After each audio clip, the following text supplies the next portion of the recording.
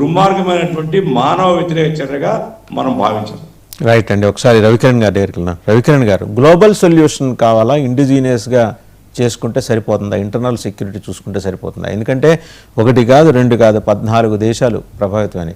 And జాగ్రత్తగా గమనిస్తే ఎక్కువ ఏషియన్ కంట్రీసే ఈ దాడుల్లో ఎక్కువ ఇబ్బంది పడుతున్న పరిస్థితి. ఏది ప్రజల్ని సాధారణ గఫూర్ గారు చెప్పినట్టు ఎక్కువ ముస్లిం ప్రజానీకమే చనిపోయారు ఆ దాడుల్లో, కాదంట్లా, కానీ ఆరిజిన్ కూడా అక్కడే ఉంది కదా.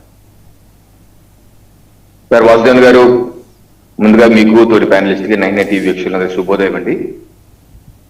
సిడ్నీలో ఏదైతే చేశారో మారణకాండ, ఈ సభ్య సమాజం క్షమించుతూ యావత్ మానవ జాతి యొక్క ఘోర కలిని ఖండిస్తున్నాం. తప్పనిసరిగా ఇటువంటి చర్యల్ని ఎవరు ప్రోత్సహించకూడదు, ఉపేక్షించకూడదు. అయితే ఇక్కడ ఒక ప్యాటర్న్ కనబడుతుందండి. పెహల్గాంలో బైసరన్ వ్యాలీ నుంచి సిడ్నీలో బోండీ బీచ్ వరకు ఒక ప్యాటర్న్. ఏంటి ఆ ప్యాటర్న్?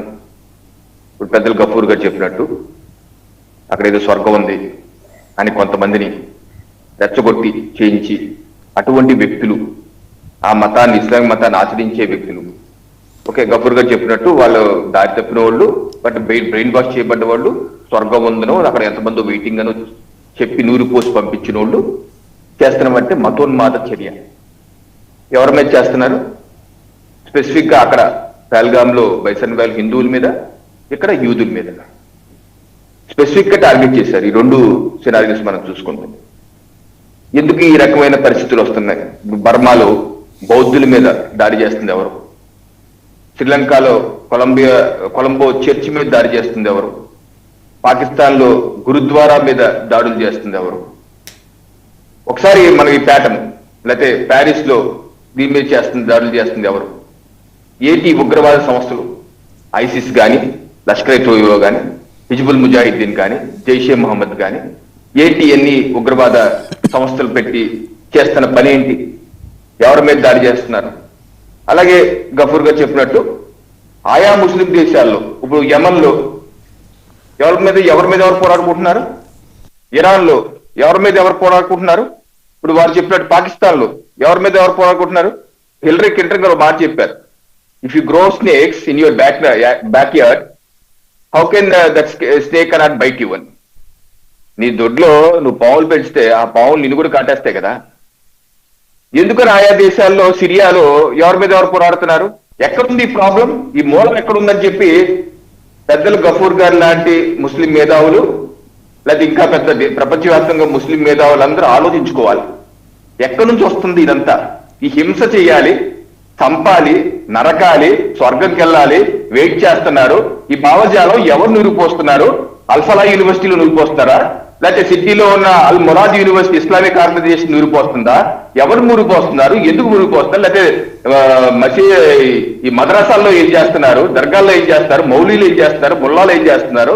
ఇటువంటి అన్ని ముస్లిం మేధావులు, దేశభక్తి ఉన్నటువంటి, మానవ జాతి మీద ప్రేమ ఉన్నటువంటి ముస్లిం మేధావులు బయటకు వచ్చి ఓపెన్ గా మాట్లాడాలి. ఎందుకంటే ఈరోజు all fingers are pointing on you. You can't escape. You have to find out a way. దానికి సొల్యూషన్ మీ వితిన్ మన యొక్క ఆత్మసాక్షినే ప్రశ్నించుకొని మనం ప్రజల్లోకి రావాలి. ఇటువంటి దుర్మార్గ కార్యక్రమాలు చేసే వాళ్ళ యొక్క నవాజా జవాజాలో, లేకపోతే అటువంటి శవయాత్రలో ఎందుకు పాల్గొంటున్నారు, ఎవరు పాల్గొంటున్నారు, ఏది ప్రపంచవ్యాప్తంగా కూడా, భారతదేశంలో కూడా మనం చూసాం. పార్లమెంట్ అటాక్ చేసిన వారి మీద అతని శవయాత్ర ఎంతమంది పాల్గొన్నారు? అటువంటి వాళ్ళని మనం ఐడలైజ్ చేస్తామా? లేకపోతే ఈ రోజు అక్కడ సిడ్నీలో అహ్మద్ బేర్ హ్యాండ్స్ తో వెళ్ళి ఆ సజీద్ అక్రమ్ ని పట్టుకుని అతని యొక్క గన్ లాక్కున్నాడు.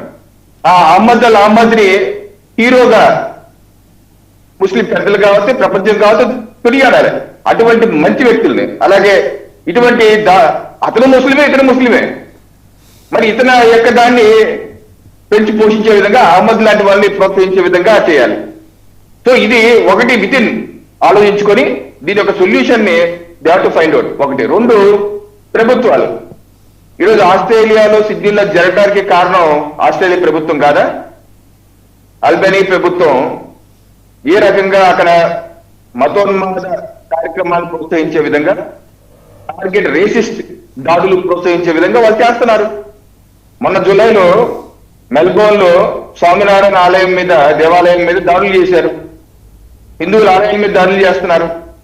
అలాగే యూదుల మీద వ్యతిరేకంగా గ్యాస్ జ్యూస్ అంటే యూదుల్ని గ్యాస్ తో చంపేయండి అని చెప్పి ర్యాలీ చేస్తే ఆ ర్యాలీలో ఆస్ట్రేలియా ఎంపీలు, మంత్రులు పాల్గొన్నారు. ఈ విషయాన్ని ఇజ్రాయెల్ అధ్యక్షులు నెతన్యాహు గారు మొన్న ఆగస్టు 17వ తారీఖు కూడా లేఖ రాశారు ప్రభుత్వానికి.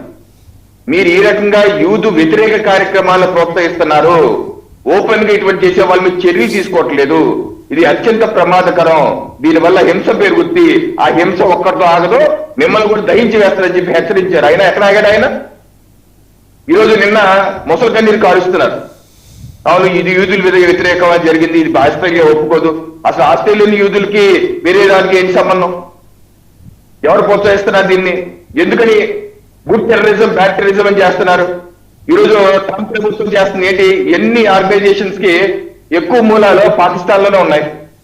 ఇప్పుడు ఇది బల్గామ్ లో పాకిస్తాన్ మూలాలు, ఈ బోండి బ్యాచి చేసిన టెర్రరిస్ట్ కి పాకిస్తాన్ మూలాలు. మరి ఈ పాకిస్తాన్ మూలాలు ఉన్నటువంటి ఆర్గనైజేషన్ తో డొనాల్డ్ ట్రంప్ గారు ఇక్కడ చట్టం వేసుకొని భూషణం చేస్తాడు. వాళ్ళతో పాటు అసీఫ్ మునీర్ లాంటి అసీఫ్ మునీర్ యొక్క స్టేట్మెంట్స్ మనం చూసాం. ఏ రకం మత విద్వేషాలు రెచ్చగొట్టే విధంగా ముస్లింలు వేరే వాళ్ళతో ఉండలేరు, వీళ్ళందరికీ ఏం కావాలి? ఖలీఫా కావాలి, ముస్లిం మత సామ్రాజ్యం ఏర్పాటు చేయాలి. ఈ ఆర్గనైజేషన్స్ యొక్క ముఖ్య ఉద్దేశం ఏంటి? ఐసీసీ కానీ, లష్కర్ రూపాయి కానీ, జైషే మహమ్మద్ ఏంటి? ఖలీఫా కావాలి, ముస్లిం మత రాజ్యం ఏర్పాటు చేయాలి. వీళ్ళకి ట్రంప్ కూడా మద్దతు చేస్తున్నారు. ఏ రకంగా యూకేలో ప్రభుత్వం, ఇప్పుడున్న ప్రభుత్వం ఏ రకంగా సమర్థిస్తూ మనం చూస్తున్నాం. వాక్ స్వాతంత్ర పేరు మీద బకింఘమ్ ప్యాలెస్ మీద ఇస్లాం జెండా ఎగరేస్తామని చేర్పడిచ్చినా ఇక్కడ ప్రభుత్వం ఏం చేయట్లేదు. సో నేను మీరు తెచ్చినటువంటి పాయింట్ కి సమాధానం చెప్తున్నాను. దీనికి చర్మగీత పాడాలి అంటే ఈ యొక్క ముసుగేసుకొని తిరుగుతున్నారు చూసారా, రకరకాల దేశాల్లో, భారతదేశంలో కూడా ఉన్నారు ముసుగేసి తిరుగుతున్న బ్యాచ్. మన ఢిల్లీ బాంబ్ బ్లాస్ట్ సమర్థించే బ్యాచ్ కూడా ఉన్నారు భారతదేశంలో.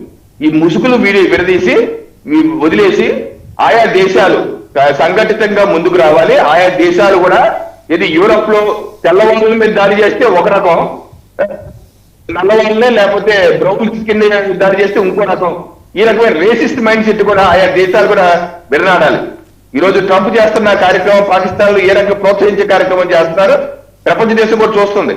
అలాగే వివిధ దేశాల్లో వాళ్ళ స్వార్థ రాజకీయాల కోసం ఆయా పనులు చేస్తారు. ఇది మానవతానికే పెను ప్రమాదం. మీ యొక్క తుచ్చమైన రాజకీయాల కోసం, మీ ప్రభుత్వాల కోసం ఈ రకమైన కార్యక్రమాలు చేస్తే మొత్తం మానవ జాతి నశించిపోతే తస్మాత్ జాగ్రత్త. రైట్, ఇటువంటి వాటికి అందరు కలిసికట్టుగా సమాధానం చెప్పాలి. వర్ధన్ గారు, కృష్ణాంజనేయులు గారు.